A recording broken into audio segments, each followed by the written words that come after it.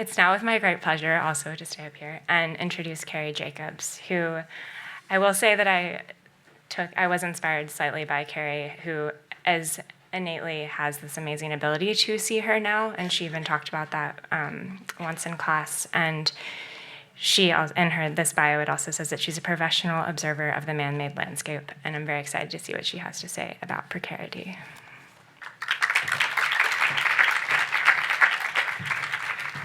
Well, thank you, Monica, for the nice introduction, and thank you, everyone, for inviting me to wrap up this evening.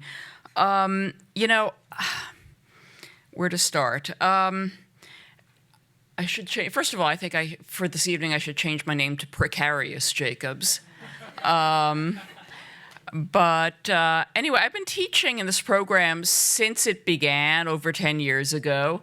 And in recent years, for my final presentation, for the final presentation in the class that I teach, I have the students write a manifesto. And it can be about anything they want it to be about. And my goal is just to get them to express their point of view as strongly as they can, to just go out as far on a limb as they can. And then when that happens, I'm always a little relieved that I'm the teacher and I don't have to do it, but I'm also always a little bit jealous. So I thought that this evening, let's see if I can get yeah, there we go. Okay, I thought that this evening, this was my opportunity to present my manifesto. And I know everybody here has been working like crazy for 9 months, researching and constructing, and putting their ideas together. This piece is kind of what I've been thinking about the last couple of weeks, but listening to everybody, it's a little weird that, or maybe it's not weird at all, but this sort of feels like the secret backstory of everybody's presentations, so we'll see. Anyway, so just recently, I was sitting roughly the spot that I'm sitting in when I made this video. I was sitting at the top of the red steps in Times Square, and I was being interviewed by this CUNY journalism student who wanted to talk to me for a radio piece he was doing about public space. And I heard myself telling him that I found sitting there, watching the frenetic activity, all the signs and the pedestrians and the cars and the tourists, that I found it meditative. I said to him, it's like sitting and watching the ocean. And he I could see that he was like looking at me like a little funny, like was I joking? And the strange thing is that I meant it. So if you're one of my students from SVA, you know the spot. You've sat there with me. And I've asked you to sit there and try and see the scene in front of you as John Ruskin might.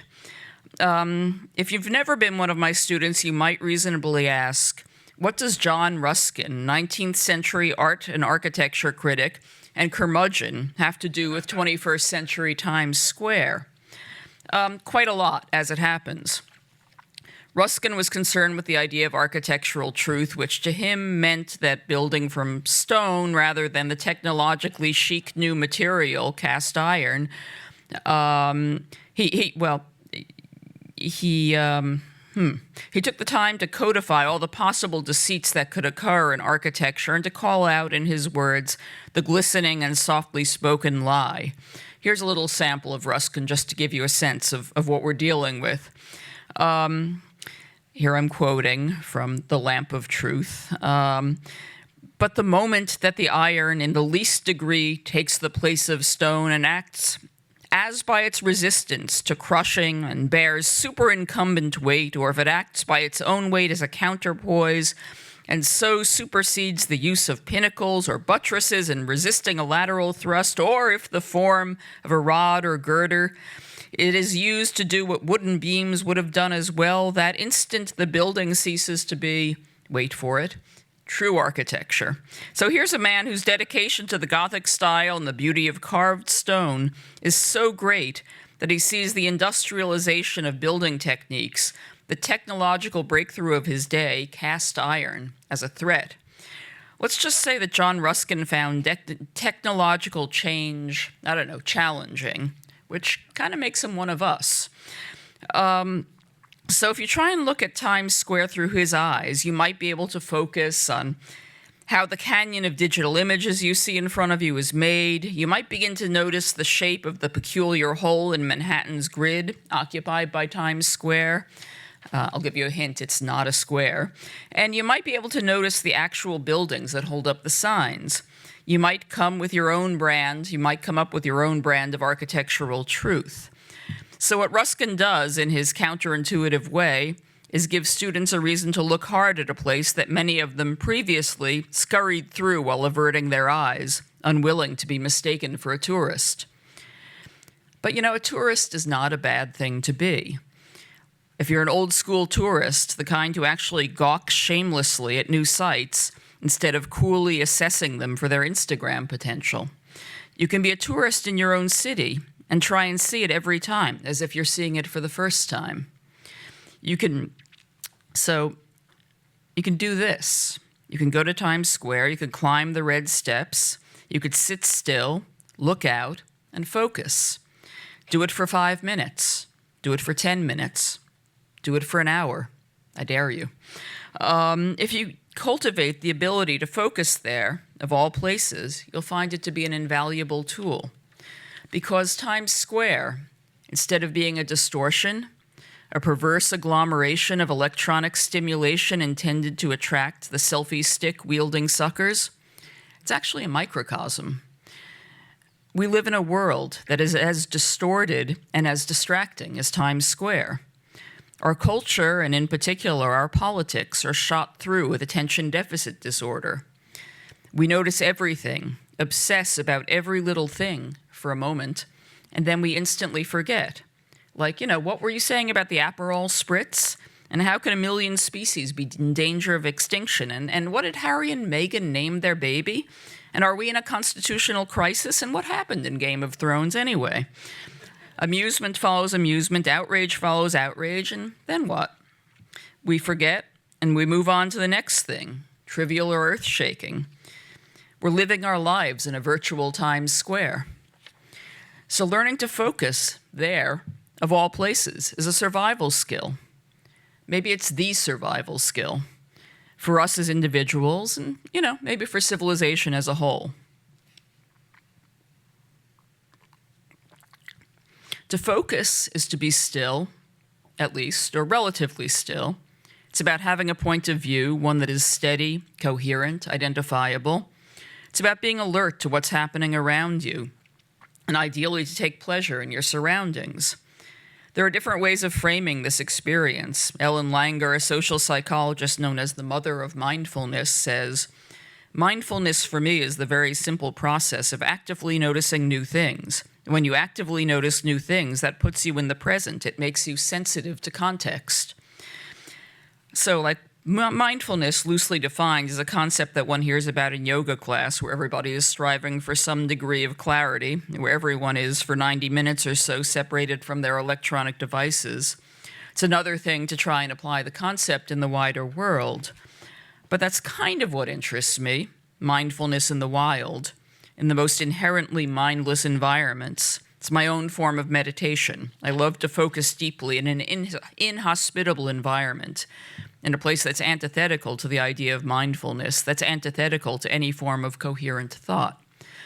Of course, Langer's brainchild has taken on a life of its own. If you Google the words mindfulness for, what you get is a cascade.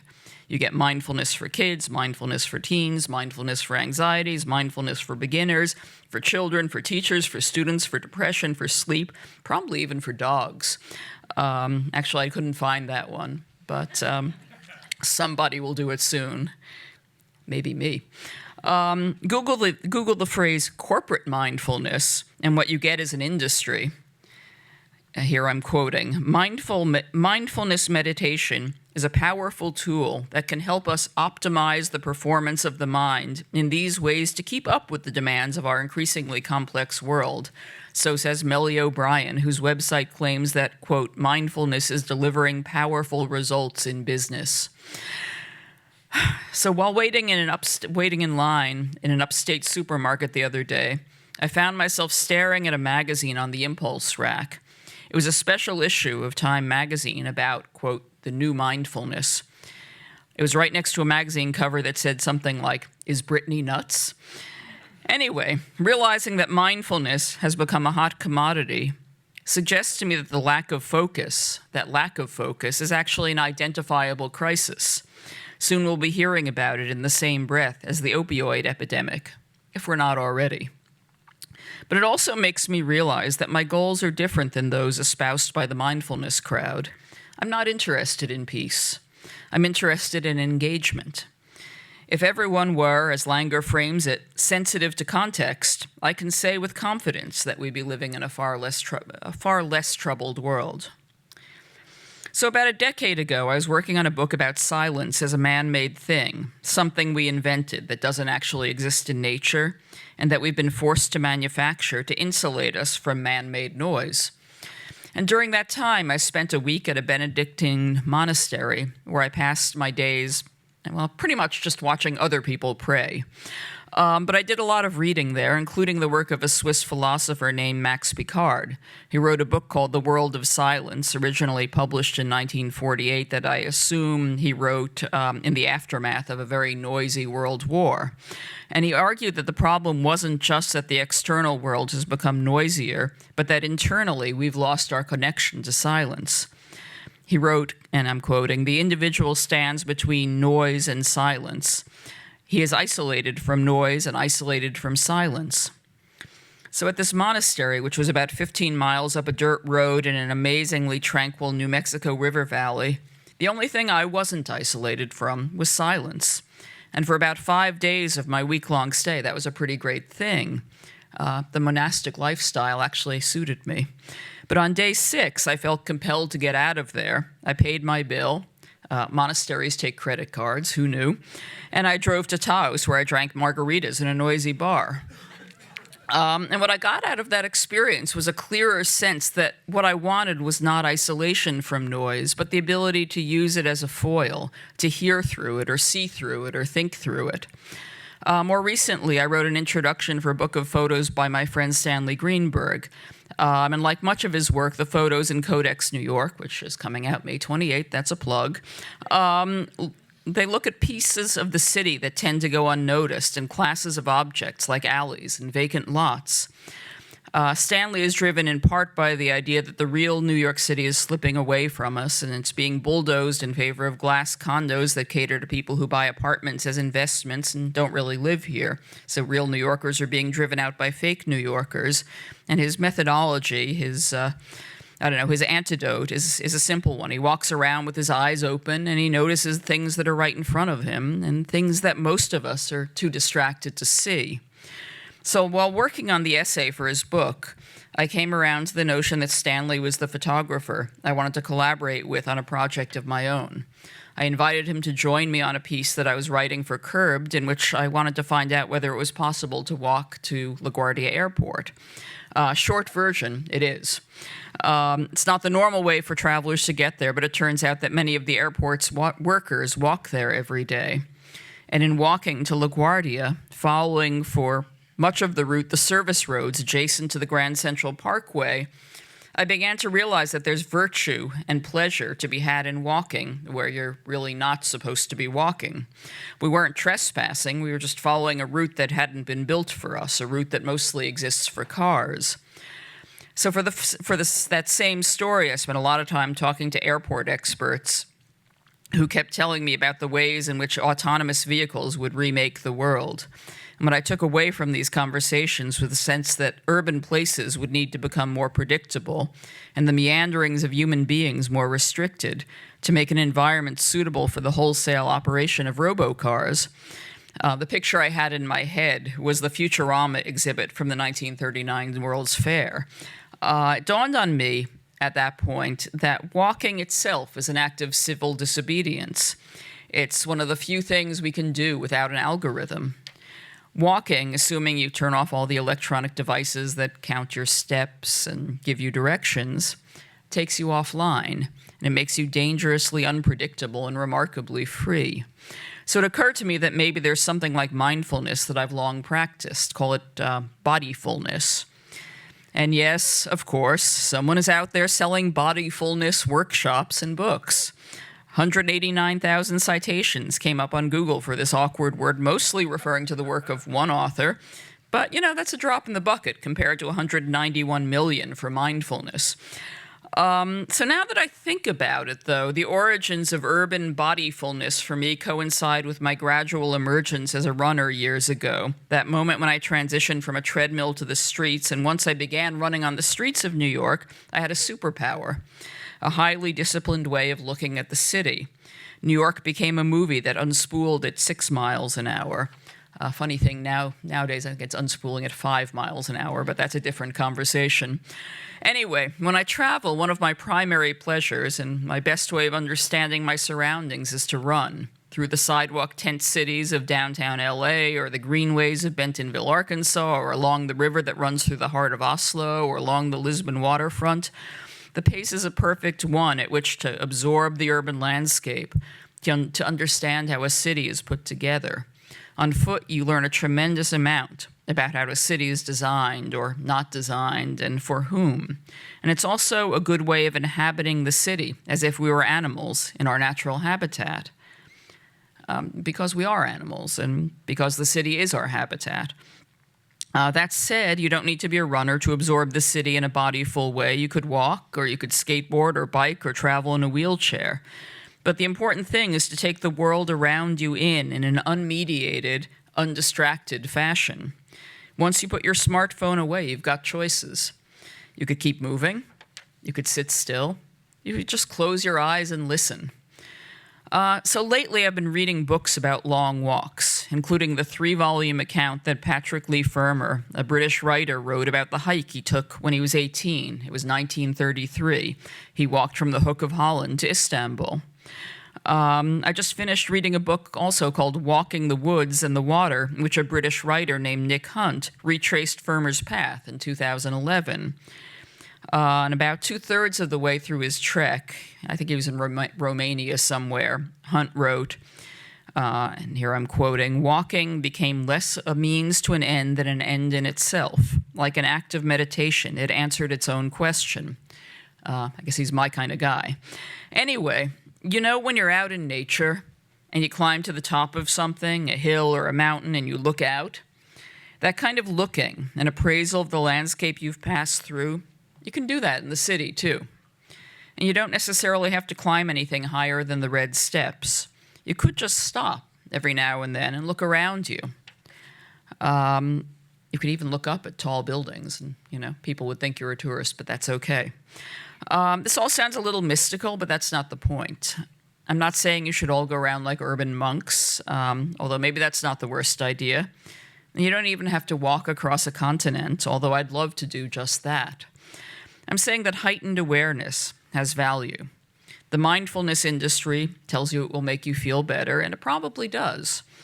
But the simple act of knowing where we are, of regarding what's right in front of us, of contemplating our immediate surroundings, it's a surprisingly powerful corrective for the state of buzzing preoccupation in which most of us spend our days. And in that way, it is a lot like looking at the ocean.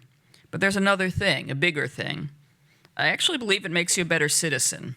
For moments of heightened awareness in which we recognize the extraordinary nature of everyday places we take for granted, can emerge small acts of civic engagement or inspired reconsiderations of the entire man-made world. And heightened awareness is the starting point of change, including political change. Looking at the world intensely, critically, with a focus on what's actually meaningful or important, makes you a participant in the culture rather than a consumer. And if you don't make a conscious effort to look up, to look around, seeing what's in front of you becomes more and more difficult with every passing day, which is why it's never been more essential. And that's all. Thank you.